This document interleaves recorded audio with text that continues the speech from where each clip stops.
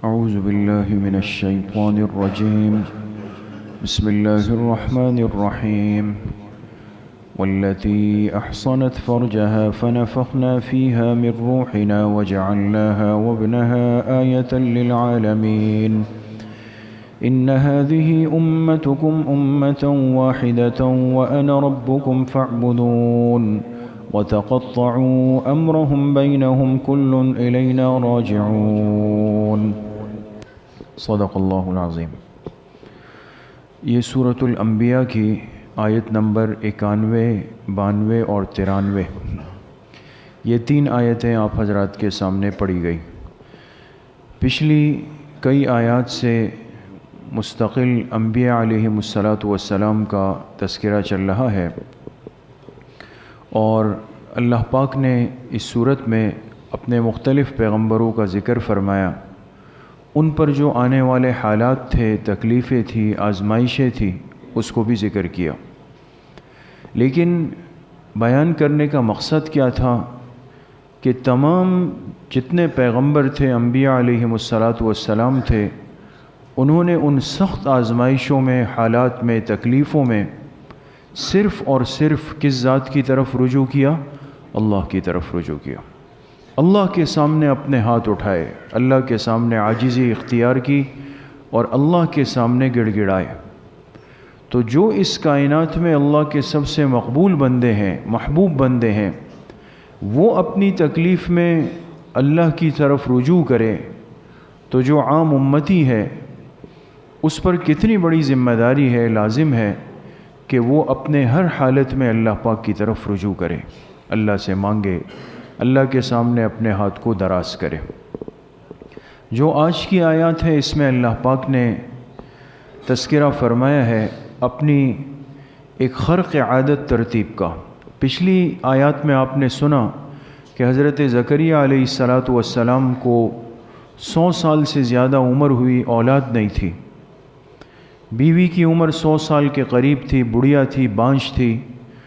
لیکن اس عمر میں انہوں نے اللہ پاک سے مانگا کہ اے اللہ، مجھے اس دین کے کام کے لیے ایک وارث دے دے، دین کے کام کے لیے. رب لا تذرنی فردا وانت خیر الوارثین.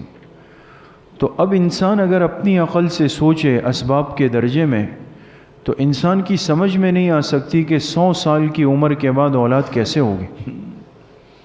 لیکن اللہ پاک چونکہ قادر مطلق بادشاہ ہے، چونکہ مسبب الاسباب وہ ہے، اسباب کو پیدا کرنے والی ذات اس کی ہے، وہ جو چاہے کر سکتا ہے، وہ اسباب کا، ضابطوں کا، اصولوں کا پابند نہیں ہے.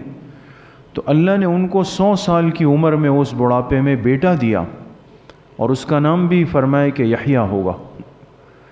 لیکن اب وہاں تو چونکہ ماں باپ دونوں موجود تھے نا. اب آج کی آیات میں تذکرہ ہے اللہ پاک کی ایک ایسی عجیب قدرت کا کہ جہاں دنیا میں اولاد کے آنے کا سبب ماں باپ کا وجود اسباب کے درجے میں ضروری ہے، لیکن اللہ پاک نے اپنی قدرت ظاہر فرمائی کہ بغیر والد کے والد کا وجود ہی نہیں ہے. اللہ پاک نے صرف ان کی والدہ سے حضرت عیسیٰ علیہ السلام کی ولادت فرمائی. اللہ اس پہ بھی قادر ہے، اور چاہے تو بغیر ماں باپ کے پیدا کر دے، جیسے حضرت آدم علیہ السلام کو پیدا.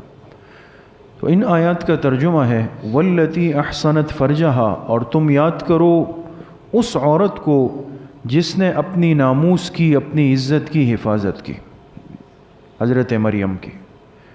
فنفخنا فیہا من روحنا، ہم نے پھونکا ان میں اپنی طرف سے ایک خاص روح کو. وجعلناہا وابنہا آیۃ للعالمین، اور ہم نے ان کو اور ان کے بیٹے کو یعنی حضرت عیسیٰ علیہ السلام کو ایک نشانی بنا دیا تمام جہان والوں کے لیے. ان ہذہ امتکم امۃ واحدہ، یہ جتنی جماعت کا تذکرہ ہوا یعنی انبیاء علیہم السلام کا، یہ ایک ہی ترتیب پر تھی.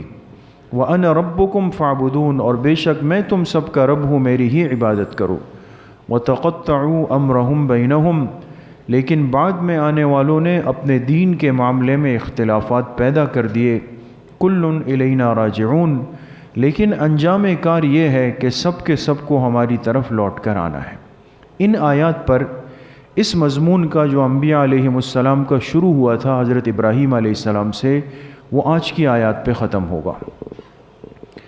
تو حضرت مریم کا ابھی نکاح نہیں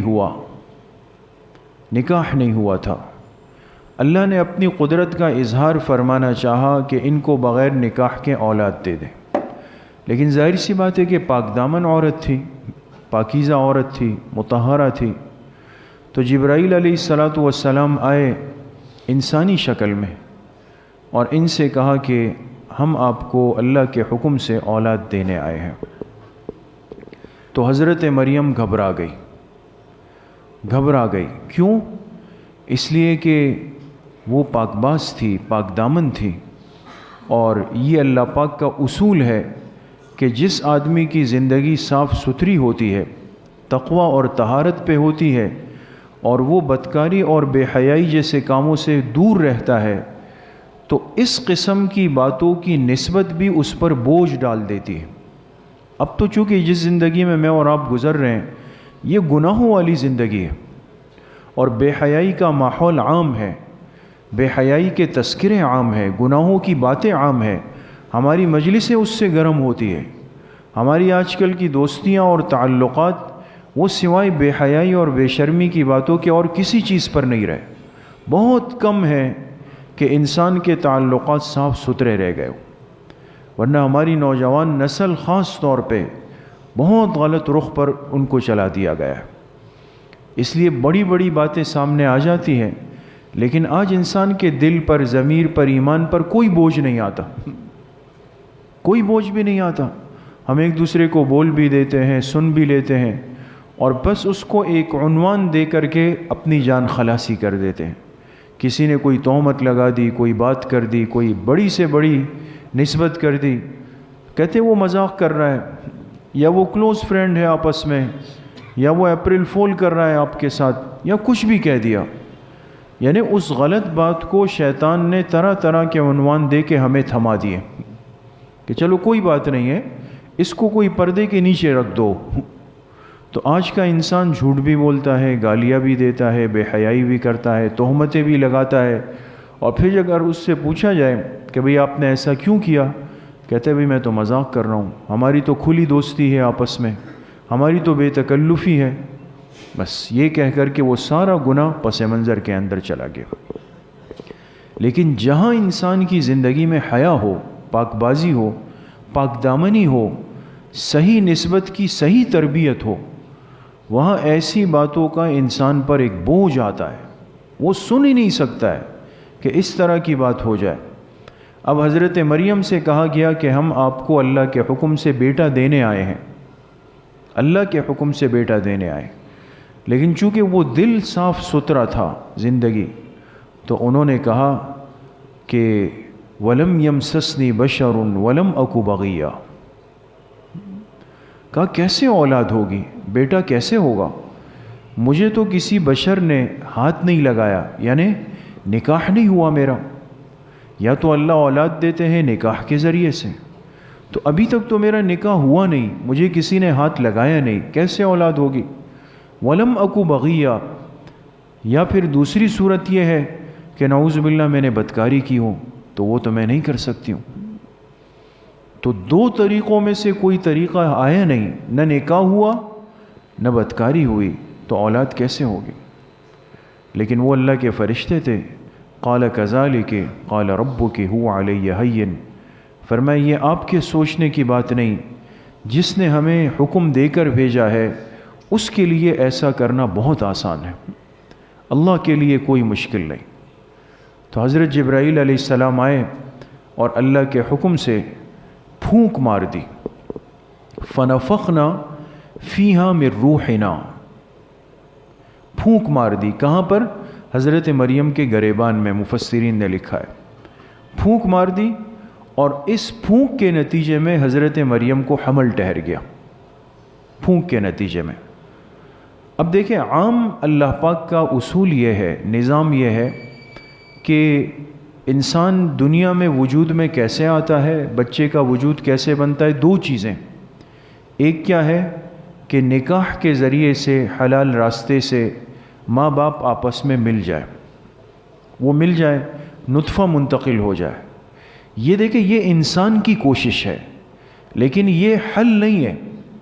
اگر یہی حل ہوتا کہ انسان ملے اولاد ہو تو دنیا میں پیر رکھنے کی جگہ ہی نہیں ہوتی. ایسا ہی ہے نا، یہ تو نہیں ہے. اس لیے انسان کو یہ عمل دیا کہ بھئی تم کوشش کر لو. اس نے کوشش کر لی، پھر اللہ پاک کن کا کلمہ ارشاد فرماتے ہیں. یہ حکم ہوتا ہے اللہ کا. جس پانی کے قطرے سے اللہ نے اولاد مقصود رکھی ہوتی ہے، اس ملاپ میں اللہ پاک کا کلمہ کن شامل ہوتا ہے. تو انسان دنیا میں وجود میں آتا ہے کتنی چیزوں سے؟ دو چیزوں سے. ایک نطفہ منتقل ہو جائے اور دوسرا اللہ پاک کا حکم ہو جائے. اور ان دو چیزوں میں سے جو پہلی چیز ہے وہ ہے سبب، اور جو دوسری چیز ہے وہ ہے اصل. اگر انسان پہلی چیز اختیار کر لے لیکن اللہ کا حکم نہ ہو تب بھی کچھ نہیں ہو سکتا. سمجھ گئے؟ تو انسان کے دنیا میں آنے کے لیے کتنی چیزیں بنیاد ہیں؟ دو چیزیں. ایک انسان کا نطفہ ہے اور دوسرا اللہ پاک کا حکم ہے. لیکن اس دنیا میں ایک حضرت عیسیٰ علیہ السلام ایسے ہیں کہ جن کی پیدائش کے لیے ایک ذریعہ اختیار ہوا، اور وہ ایک ذریعہ کس چیز کا تھا؟ اللہ پاک کا کلمہ کن تھا. لیکن وہاں نطفہ نہیں ہے نا، وہاں تو نطفہ نہیں آیا، ان کے والد نہیں تھے. لیکن جبرائیل علیہ السلام نے پھونک ماری گریبان میں، اللہ پاک نے کن ارشاد فرما دیا، حضرت مریم کو حمل ٹھہر گیا، حمل سے ہو گئی. اور پھر عام اللہ پاک کا نظام یہ ہے کہ حمل ماں کے پیٹ میں 9 مہینے تک عام ترتیب یہ ہے. ورنہ تو فقہاء نے لکھا ہے کہ کم از کم حمل کی مدت کیا ہے؟ کم از کم 6 مہینے، اور زیادہ سے زیادہ 2 سال. یہ مسئلہ آپ حضرات کے علم میں ہے نا. حمل کی کم از کم مدت 6 مہینے، یعنی ایک حمل ترتیب پر 6 مہینے میں دنیا میں آ سکتا ہے. 6 مہینے یہ کم از کم مدت ہے. اور زیادہ سے زیادہ ایک بچہ ماں کے پیٹ میں رحم میں 2 سال تک رہ سکتا ہے. یہ ادنا اور اکثر مدت یہ ہے. لیکن ایک عام ترتیب وہ کیا ہے؟ 9 مہینے کے اطراف میں، جیسے آپ لوگ جانتے ہیں سمجھتے ہیں اس طرح. لیکن عیسیٰ علیہ السلام کی ولادت میں ہر چیز اللہ پاک نے اپنی قدرت کا اظہار فرمایا. لہٰذا جب حمل ٹھہرا تو پھر 9 مہینوں کا انتظار نہیں تھا، پھر چند دنوں میں ہوا تکلیف شروع ہوئی، اور پھر حضرت عیسیٰ علیہ السلام وہ دنیا کے اندر تشریف لے آئے. تو ایک تو میرے دوستوں بزرگوں، ان آیات میں جو چیز بالکل واضح ہے اور بار بار سامنے آ رہی ہے کہ یہ سب چیزیں ہمارے لیے تو مشکل ہے، لیکن کس ذات کے لیے آسان ہے؟ اللہ کے لیے.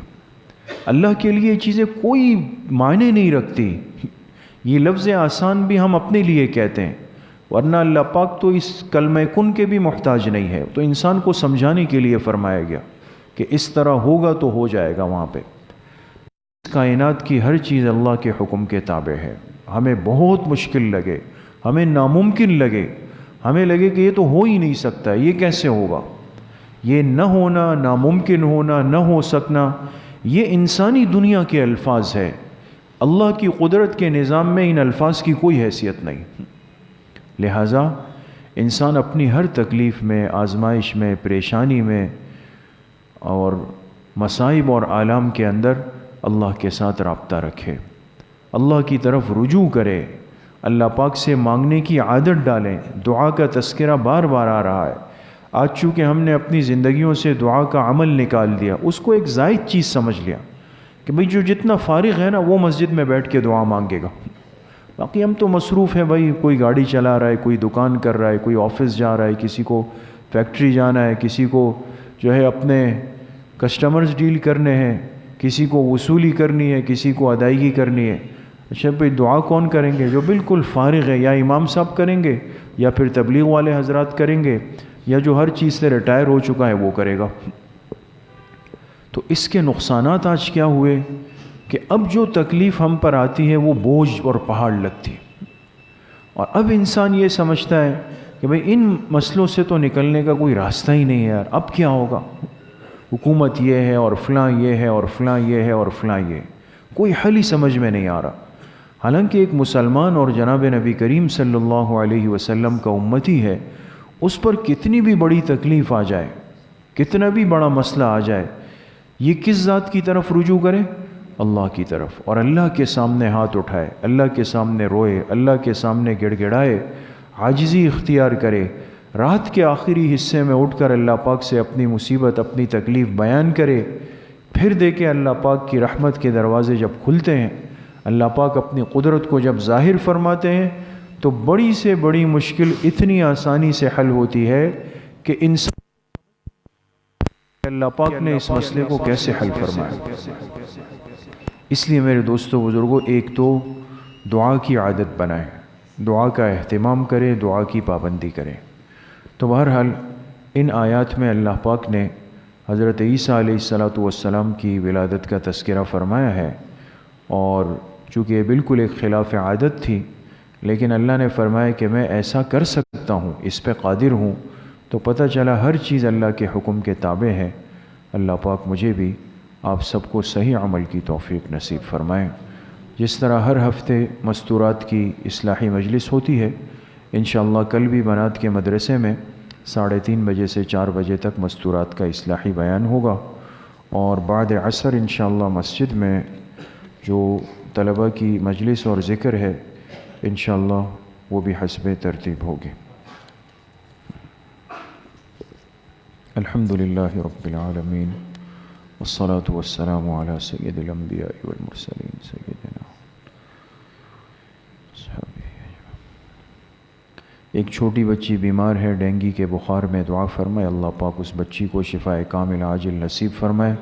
باقی جتنے ہمارے مسلمان مائیں بہنیں بچیاں بزرگ اس موذی بخار کے اندر اس وقت مبتلا ہے، اسپتالوں کے اسپتال بھرے ہوئے ہیں، اللہ پاک سب کو صحت کاملہ عاجلہ نصیب فرمائے۔ اس مرض کو اور باقی تمام چھوٹے بڑے امراض کو اللہ پاک ہماری زندگیوں سے ختم فرمائے۔ صحت، سلامتی، عافیت، تندرستی والی زندگی اللہ ہم سب کو نصیب فرمائے۔ وصلی اللہ وسلم علی نبینا محمد وآلہ وصحبہ اجمعین برحمتک۔